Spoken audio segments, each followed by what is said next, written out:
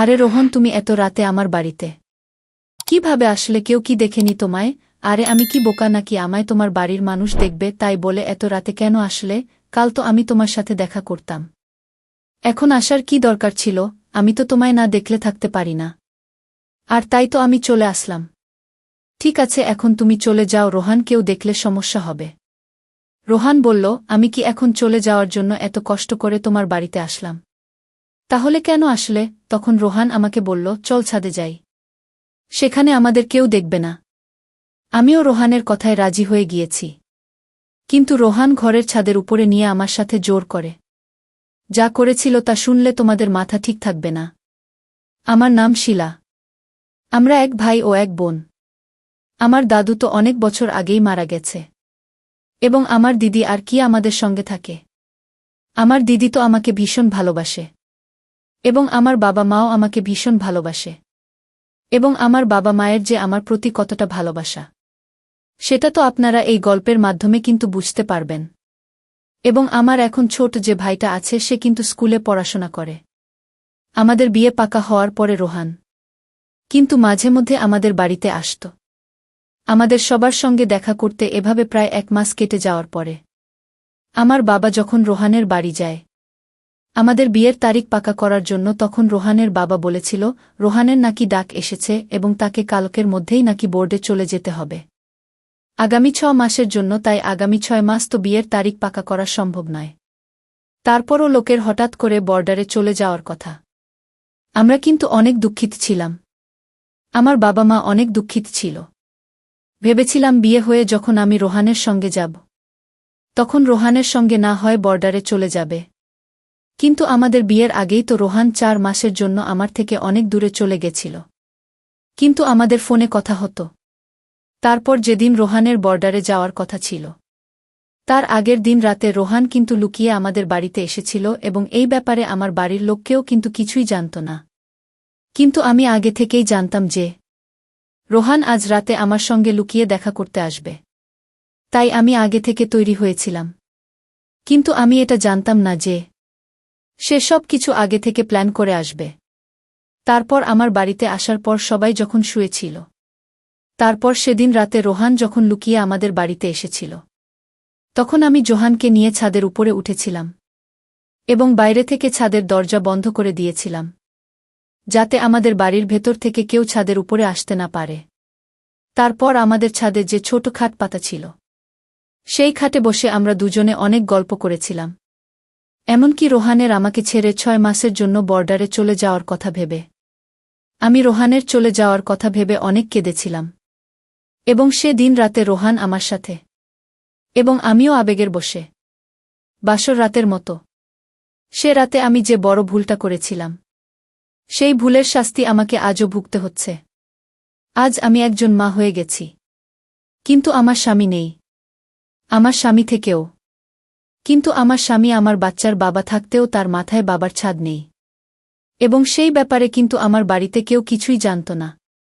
রোহান যখন চলে যায় তখন কিন্তু আমার খুব কষ্ট লাগছিল, কারণ সেদিন আমি সব দিক দিয়ে রোহানের হয়ে গিয়েছিলাম এবং রোহান ও আমার হয়ে গেছিল। তাই রোহান যখন আমাকে ছেড়ে যাচ্ছিল তখন আমার ভীষণ কষ্ট হচ্ছিল। কিন্তু সেদিন রোহান আমাকে কথা দিয়েছিল যে 4 মাস পরে যখন সে বাড়ি ফিরে আসবে তখন সে আমাকে বিয়ে করে নিজের বাড়িতে নিয়ে যাবে।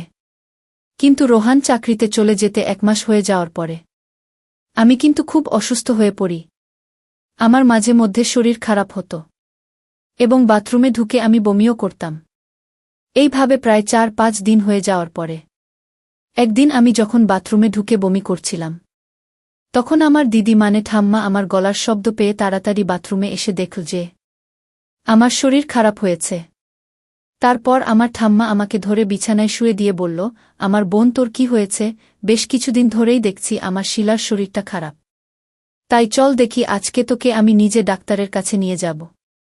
আসলে আমার ঠাম্মা কিন্তু আমাকে ভালোবেসে ময়না বলে ডাকত এবং আমার শরীর এত বেশি অসুস্থ হয়ে পড়েছিল যে আমিও তখন ডাক্তারের কাছে যেতে রাজি হয়েছিলাম। কিন্তু আমি স্বপ্নেও ভাবতে পারিনি যে ডাক্তারের কাছে যাওয়ার পরে আমি নিজের ব্যাপারে একটা এত বড় সত্যি কথা জানতে পারব। তারপর আমার ঠাকুমা যখন আমাকে ডাক্তারের কাছে নিয়ে গেছিল এবং সেখানে গিয়ে ডাক্তার যখন আমার চেকআপ করেছিল, তারপর আমাকে ডাক্তার যা বলেছিল সেটা শুনে তো আমার দম বন্ধ হয়ে যাচ্ছিল। কারণ ডাক্তার বলেছিল আমি নাকি মা হতে চলেছি এবং সময় পেরিয়ে যাওয়ার কারণে আমার আর নাকি আরও সমস্যা হয়ে দাঁড়াবে।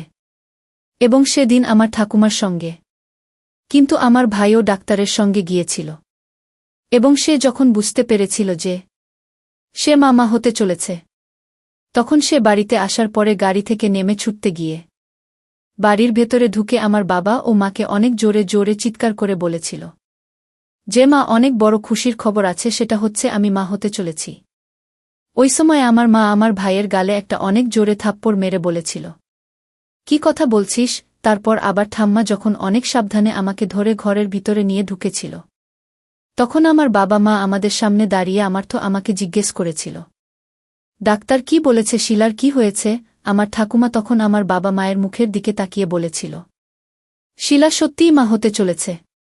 এবং এই কথা শোনা মাত্রই কিন্তু আমার মা যখন আমার গায়ে হাত তুলতে এসেছিল, তখন আমার ঠাম্মি আমার মায়ের হাতটা ধরে বলেছিল, খবরদার আমার নাতনিকে মারার একদম চেষ্টা করবি না, এবং তোরাই তো ওর বিয়েটা পাকা করে রেখে দিয়েছিস, ওকে তো বিদায় করে শ্বশুরবাড়িতে পাঠিয়ে দিতে পারতিস। বিয়ে পাকা করার পরে যদি ওকে বিদায় করে শ্বশুরবাড়িতে পাঠিয়ে দিস, তাহলে আজ কিন্তু এই খবরটা শুনে তোরা সবাইকে মিষ্টি বিতরণ করতে। সব দোষ কিন্তু তোদের, এতে শিলার কোনো দোষ নেই। তাই আমার নাতনির মারার চেষ্টা করবি না। আর তোরা যদি ওর ব্যাপারে বা ওকে নিয়ে কিছু উল্টোপাল্টা ভেবে থাকিস, তাহলে কিন্তু আমি আমার নাতনিকে নিয়েই বাড়ি ছেড়ে গ্রামের বাড়িতে চলে যাব এবং সেখানে আমার যা জমি জায়গা আছে সব কিছুই কিন্তু আমার নাতনির নাম করে দেব। সেদিন আমি আমার ঠাকুমাকে জড়িয়ে ধরে অনেক কেঁদেছিলাম, কারণ আমি স্বপ্নেও ভাবতে পারিনি যে একটা ভুলের জন্য আমার জীবনটা যেরকমভাবে পাল্টে যাবে। এমনকি বেশ কিছু দিন তো আমার বাবা মাও আমার সঙ্গে কথা বলা বন্ধ করে দিয়েছিল। কিন্তু আমার ঠাম্মি যখন তাদেরকে বুঝিয়ে বলেছিল যে এতে আমার একার কোনো দোষ নেই, এতে কিন্তু রোহনের ও লোকেরও দোষ আছে, তখন আমার বাবা বাধ্য হয়ে রোহানের বাবার কাছে গিয়ে সব কিছু সত্যি কথা বলেছিল যে আমি মা হয়েছি এবং রোহানের মা হতে চলেছি। এবং এতে কিন্তু আমার শ্বশুরের কোনো আপত্তি ছিল না যে আমি বিয়ের আগেই হয়ে গেছে, এবং তারাও আমার বাবার সামনে তার ছেলের এই ভুলের জন্য ক্ষমা চেয়েছিল এবং বলেছিল তার ছেলে যখন বাড়ি ফিরে আসবে তারপরেই নাকি আমাদের বিয়েটা হবে। তারপর এভাবে 4 মাস কেটে যাওয়ার পরে ধীরে ধীরে আমার যখন শরীর অসুস্থ শুরু হয়, তখন কিন্তু আমার বাবা মায়ের দুশ্চিন্তা শুরু হয়, কারণ আমাদের বাড়ির আশেপাশের লোকেরা কিন্তু তখন আমার ব্যাপারে অনেক আজেবাজে কথা বলতে শুরু করেছিল এবং ধীরে ধীরে সবাই এটা জানতে পেরে গিয়েছিল যে আমি বিয়ের আগেই মা হয়ে গেছে। এমনকি আমার বাবা যখন রোহানের বাবার কাছে গিয়ে হাতজোড় করে বলেছিল যে যেমন করেই হোক না কেন রোহানের একটা ছুটির ব্যবস্থা করতে হবে এবং আমার বিয়েটা রোহানের সঙ্গে তাড়াতাড়ি দিতে হবে, তখন কিন্তু রোহানের বাবা আমার বাবার সামনে কান্নাকাটি করে বলছিল তাদের নাকি করতে একটা জমি নিয়ে মামলা চলছে এবং সেই জমিটার জন্য 15 লাখ টাকা নগদ লাগবে এবং 15 লাখ টাকার দরকার। তাই এই মুহূর্তে নাকি তারা রোহানের বিয়েটা দিতে পারবে না। এবং সেদিন রোহানের বাবা আমার বাবার সামনে ইচ্ছে করে মডাকান্না কেঁদে আমার বাবার কাছে 14 লাখ টাকা আদায় করার চালাকি করেছিল এবং আমার বাবাকে যখন এটা বলেছিল যে এখন তাদের টাকা পয়সার অনেক অভাব আছে, তাই এই মুহূর্তে রোহানের বিয়েটা দিতে পারবে না। এই কথা শুনে আমার বাবা নিজের একমাত্র সবথেকে বড় জমিটা বিক্রি করে টাকা জোগাড় করে রোহানের বাবাকে নগদ 14 লাখ টাকা দিয়ে এসেছিল, যাতে আমার বিয়েটা খুব তাড়াতাড়ি রোহানের সঙ্গে হতে পারে। কিন্তু আমরা কখনো সেটা বুঝতে পারিনি যে এগুলো তো রোহানের পরিবারের চালাকি ছিল, আমাদের কাছ থেকে লাখ লাখ টাকা যৌতুক নেওয়ার। এবং তারা সবাই মানে আমার হবু বর থেকে শুরু করে আমার শাশুড়িও আমার শ্বশুর, তারা 3 জনেই কিন্তু একসঙ্গে মিলেছিল এবং আমার বাবা ভিতরে ভিতরে যে আমার বিয়ের জন্য তাদেরকে এত কিছু দিয়ে ফেলেছিল সেটার ব্যাপারে তো আমরা কিছুই জানতাম না। এমনকি তাদেরকে 14 লাখ টাকা নগদ দেওয়ার পরে আমার বাবা যখন রোহানের বাবাকে বিয়ের তারিখ পাকা করার কথা বলেছিল, তখন আমার হবু শ্বশুরমশাই বলেছিলেন উনি নাকি আরও 2 লাখ টাকা নেবেন নিজের ঘর মেরামতির জন্য, এবং আমার বাবা আমার শ্বশুরের কথা অনুযায়ী আরও 2 লাখ টাকা নগদ দিয়েছিল তাদের ঘর মেরামত করার জন্য। এত লক্ষ লক্ষ টাকা নগদ পাওয়ার পরে আমার শ্বশুর তার ছেলেকে বাড়িতে ডেকেছিল তারপর আমার শাশুড়ির মিথ্যা মেডিকেল সার্টিফিকেট দেখিয়ে 10 দিনের ছুটি নিয়ে আমার হবু বর বাড়ি ফিরে এসেছিল। তার বাড়ি আসার পরে আমরা সবাই কিন্তু খুব খুশি ছিলাম। ভেবেছিলাম এবার আমাদের বিয়ের ডেট পাকা হবে। কিন্তু এত লাখ টাকা তাদেরকে দেওয়ার পরেও আমার বাবা যখন তাদের বাড়ি গিয়েছিল বিয়ের তারিখ পাকা করার জন্য, তখন রোহানের বাবা আমার বাবার কাছে একটা দামি 4 চাকা ও আমাদের বাড়িটা আমার নামে লিখে দেওয়ার দাবি করেছিল। ওই সময় আমার বাবা কিন্তু রোহানের বাবার সামনে কেঁদে কেটে হাতজোড় করে বলেছিল, আমার কাছে যা ছিল আমি আপনাকে সব দিয়ে দিয়েছি, আমার কাছে আর অত সামর্থ্য নেই যে আমি আপনাকে 4 চাকা গাড়ি দিব। আর বাড়িটা যদি আপনাদের নামে করে দিই তাহলে তো আমরা রাস্তায় চলে আসব। আমার এক ছেলেও আছে, তার ভবিষ্যৎটা নষ্ট হয়ে যাবে। তখন রোহানের বাবা বলেছিল, বাড়িটা শুধু আপনার মেয়ের নামে থাকবে, কিন্তু থাকবেন তো আপনারাই, তাই এত বেশি ভয় পাওয়ার কি আছে। আমার বাবা যখন রোহানের বাবার কথা শুনে ওনার পা ধরে কান্নাকাটি করেছিল, তখন রোহানের বাবা আমার বাবাকে বলেছিল, আপনি যদি 4 চাকা ও বাড়িটা দিতে না পারেন তাহলে কিন্তু এই বিয়েটা কোনোমতে হবে না। এবং আমার বাবা যখন সেদিন বাড়িতে এসে আমার স্বামীকে বাধ্য হয়ে নিজের এই কথাগুলো বলেছিল, তখন আমি কিন্তু সব কিছু লুকিয়ে শুনে নিয়েছিলাম। এবং সবকিছু শোনার পরে আমি রোহানকে ফোন করে সবকিছু বলেছিলাম। তারপর রোহানকে বলেছিলাম সে যাতে তার বাবাকে বারণ করে যাতে আমার বাবার কাছে এতগুলো জিনিস না চায়। তখন রোহান আমাকে যা বলেছিল সেটা শুনে তো আমি অনেক বেশি আশ্চর্য হয়েছিলাম, কারণ সে তখন বলেছিল আমি আমার বাবা মায়ের বিরুদ্ধে গিয়ে কোনো কিছুই করতে পারব না। এবং সেদিন রোহানের কথা শোনার পরে আমার আর কোনো কিছুই বুঝতে বাকি ছিল না যে রোহান ও তার বাবা মায়ের মতোই লোভী ছিল। এবং সেদিন আমি আমার বাবার চোখের জল দেখে বুঝতে পেরেছিলাম যে ওই রাতে ভুলের জন্য আমার বাবা মা ও আমার পরিবারের সকলকেই শাস্তি পেতে হচ্ছে। ওই সময় তো মনে হচ্ছিল আমি যেন নিজেকে শেষ করে দেই। তারপর আমার থামবে, যখন আমার কষ্ট দেখেও কান্না দেখে আমাকে সাহস দিয়েছিল। তখন বিয়ের দিন রোহান যখন আমাকে বিয়ে করতে এসেছিল, তখন মণ্ডপের সবার সামনে আমাদের যখন মালাবদল হয় তার আগেই কিন্তু রোহানের বাবা আমার বাবাকে বলেছিল, শ্বশুরমশাই এই বিয়েটা তো তখনই হবে যখন আপনি 4 চাকার চাবি এবং বাড়ির কাগজটা আমার হাতে দেবেন। তারপর ওই কথা শোনামাত্রই আমি মণ্ডপ থেকে উঠে দাঁড়িয়ে বাড়ির কাগজটা আগুনে পুড়িয়ে দিয়েছিলাম। তারপর আমি যখন বাড়ির কাগজটা আগুনে পুড়িয়ে দিয়েছিলাম, তখন রোহান আমাকে বলেছিল, শিলা তুমি এটা কি করলে? আমি তখন সবার সামনে রোহানের গালে একটা থাপ্পড় মেরে বলেছিলাম, তোর মতো ছেলেকে ভালোবেসে বিশ্বাস করে জীবনের সবথেকে বড় ভুল করেছি।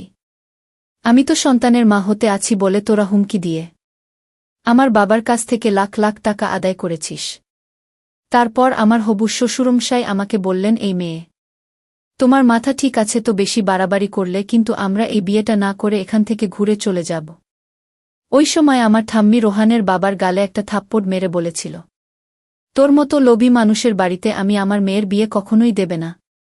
এই কথা বলে আমার ঠাম্মি কিন্তু যৌতুক নেওয়ার অপরাধে পুলিশকে ফোন করে সবকিছু বলেছিল এবং পুলিশে আমার শ্বশুর ও আমার বরকে যৌতুক নেওয়ার অপরাধে গ্রেফতার করেছিল। ওই সময় আমি সমাজের লোকের সামনে নিজের মনের ভয় লজ্জা দূর করে বলেছিলাম যে আমি আমার সন্তানকে একাই মানুষ করতে পারব, আমার দরকার নেই এরকম লোভী জীবন সঙ্গীর, আমার সঙ্গে আমার পরিবার আছে। আমি চাই না যে রকম লোভী মানুষের ছায়া ও আমার সন্তানের উপরে পড়ে। আসলে সেদিন রাতে রোহান তার বাবা মায়ের কথা অনুযায়ী আমার সঙ্গে সবকিছু করেছিল এবং এটা তাদের প্ল্যান ছিল, কিন্তু আমার বাবা মাও থামি আমার সঙ্গে ছিল বলেই আমি এই কষ্টের দিনগুলো কাটিয়ে উঠেছিলাম।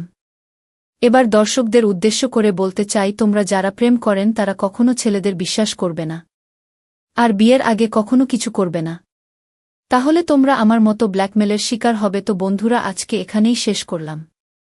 সবাই ভালো থাকবেন। ধন্যবাদ।